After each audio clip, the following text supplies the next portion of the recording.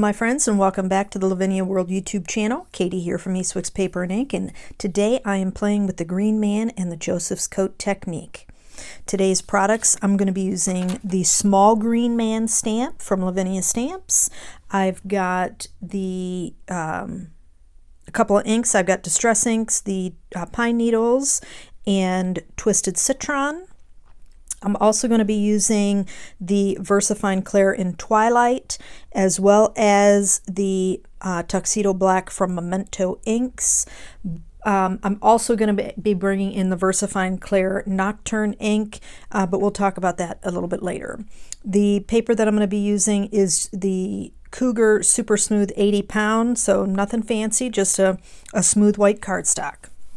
So to get started, I'm going to start with the Twisted Citron, and I'm just applying the ink. I don't have any real pattern or anything, so I just kind of go in a couple different directions, and once I get that ink laid down, I'm simply going to go over the layer to deepen the color. You want to get as much color saturation as you can, because if you're not familiar with the Joseph's Coat technique, what you're doing is you're going to apply your ink, you're going to stamp your image and clear heat emboss it, and then you're going to take a darker ink and apply that over top, and that's going to bring out that image from the stamping, or from the colors that you have chosen. So in this case, Twisted Citron and Pine Needles. So I've got my Twisted Citron down. I'm going to come in with the Pine Needles and fill in the white spots. Now I do come over quite a bit of the Twisted Citron with the Pine Needles just to get a little blending, but it doesn't have to be perfect. You know, you don't have to have great gradients or anything like that.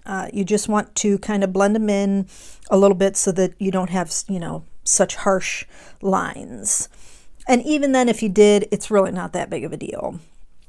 And you'll understand, if you're not familiar with the technique as we go along, why it's unimportant.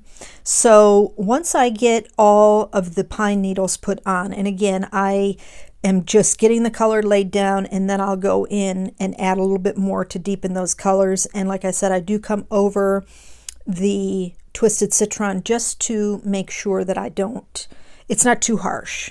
It just softens that to me, it's like a bright neon green, and it just will soften it just a little bit with a little bit of the Pine Needles going over it. So we are just about done with that, and once we get that done, we are going to do our I'm going to dry it. So normally I don't heat set my cardstocks, I let them dry, but in this case, because I want to keep moving along, it's imperative that your paper is dry. Dye inks, they take, you know, a little bit of time to dry and absorb into the cardstock, so I recommend using your heat tool to dry this. And here I'm just cooling it because, you know, I just had the heat tool on it. And the way you can test to make sure that your cardstock is dry with your ink and everything is dry is just put a little bit of embossing powder on it. And if it falls right off, you're good to go. Now I had a couple little flakes, so off camera I did add a little bit more heat to it. But once the powder rolls off, you're good to go. So now I'm going to do my stamping. Now, one thing I found with the Lavinia stamps, they are so detailed that, in my opinion, if you're going to emboss, you want to get a good impression the first time. So ink up your stamp really well. I'm using a stamp positioner. Ink up your stamp really well, and only stamp once. I always find that the more I stamp an image, the less crisp the line is. And if I have to stamp one of the Lavinia stamps more than once, I find that the image gets a little bit distorted. So if you want a nice crisp line, stamp once. So here I'm inking up really good with my Versamark ink. I did treat my paper, even though it was dry, with an anti-static powder tool, which I recommend as well. And now I'm really just applying good even pressure to that stamp to make sure I get nice coverage one time. So here you can kind of see a little bit of it. I tried to shine it in the light a little bit. But I got a good stamping. The embossing powder today I'm using is just a basic clear embossing powder. This happens to be Emboss from Imagine Crafts, but the key is it's not a fine detail. It's not, you know, super fine. It's just a regular embossing powder. This will give you, I think, much better results when you're doing the Joseph coat technique. Just use a regular embossing powder. Clear though. So now I'm going to come in with the Twilight. Now I was hoping that the Twilight was going to be dark enough. I did a test run of this and I realized that you need a little bit of black into it to deepen it. The Twilight just wasn't dark enough. I was hoping that it would, but the image actually picked up a little bit of that blue, not a lot. And with the background, it really helped quite a bit, I think. So I don't think that I would do this any differently. I would definitely stick with adding the blue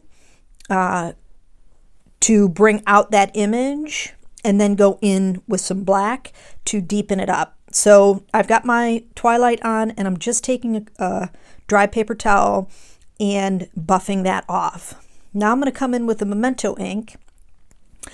And again, hindsight's always 20/20. This wasn't dark enough either, so I end up coming in with the Nocturne after this to darken it up. My ink pad was a little dry too. That could have been it. It could have been the cardstock. This cardstock has a bit of a slicker surface to it because it's super smooth. So the ink, you know, was moving around quite a bit on there, but it still wasn't dark enough at any rate. So once I get the Tuxedo Black put on, I will buff that off, and then I'm going to come in with the Nocturne from VersaFine Clair. And that's going to deepen it up just a little bit more. It's going to fade out the background a little bit so that you just have the Green Man's face there. And so here I'm just going to get everything cleaned up and move on to the, I'm going to buff off. And that's important too, because you do have quite a bit of ink that's resting on that embossing, you know, that embossed image. So here I am with the Nocturne, and you're going to see how much this darkens up once I add that Nocturne in. So again, I could have come in first with the Nocturne, but I don't know that I would do, I think I would just do it the same again. Sometimes you don't, you know, I don't always know what things are going to look like when I'm doing it. So I kind of take it in stages and in layers and see what works and see what looks good. And I'm not sure that I would do this any differently, that I would still add the Memento. I would still add the, you know, the Nocturne, instead of just jumping right into the Nocturne.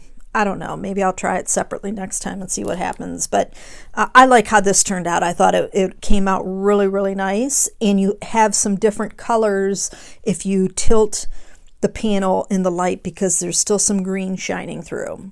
So now I'm going to make a silver frame. So I'm using my A2 waffle flowers, the number 2 die and the number 4. So starting from the largest to the smallest, number 2, number 4. And I'm using some Tim Holtz silver craft stock, and now I'm just using my grid mat to try to make, you know, even spacing around these 2 dies. So I'm going to fidget with those, and once I get it squared away, I'm going to take some painter's tape and tape those together so that I can adhere it to that silver craft stock and then cut it out with my die cutting machine. And if you don't have the A2 layer set, the waffle flower, or I'm sorry, the Hero Arts one works good as well. I don't have that one. So I'm just going to trim this away so I can fit it into my die cutting machine, and it's all die cut. I'm going to pop that frame out, which takes me a minute because of the painter's tape.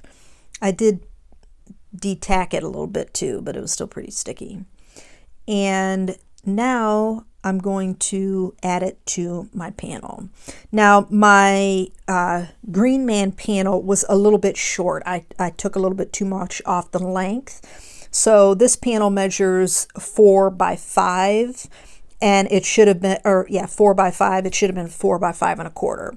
So I just took a piece of black cardstock that was 4 by 5 1/4 and adhered the panel to it.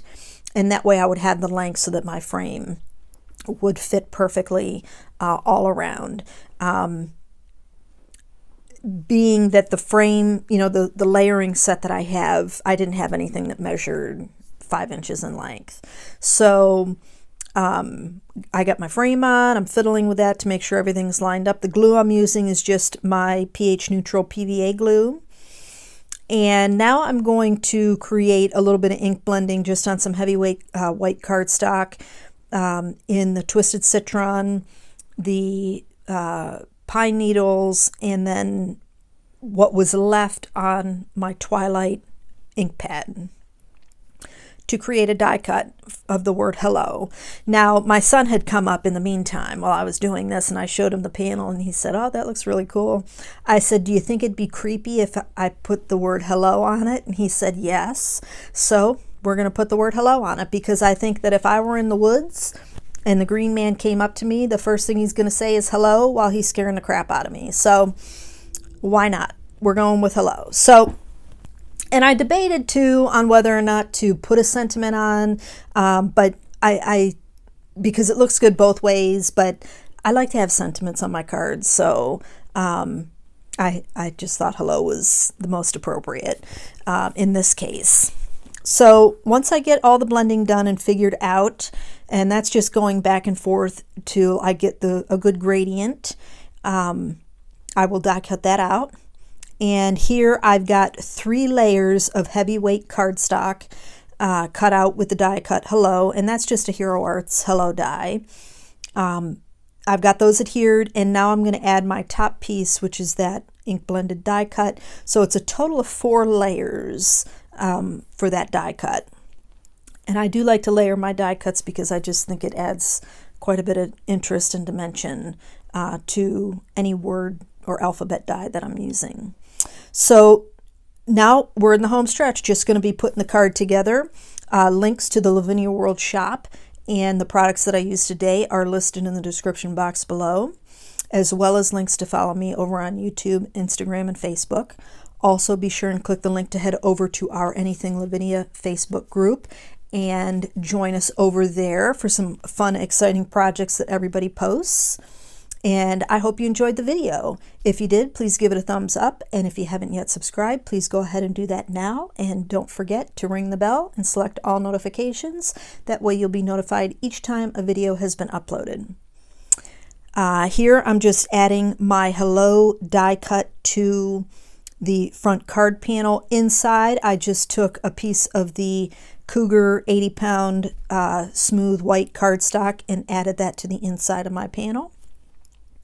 And that's going to wrap up the card for me today, guys. I want to thank you all so much for joining me today, and I hope you have a fantastic day, and I'll catch you in the next video.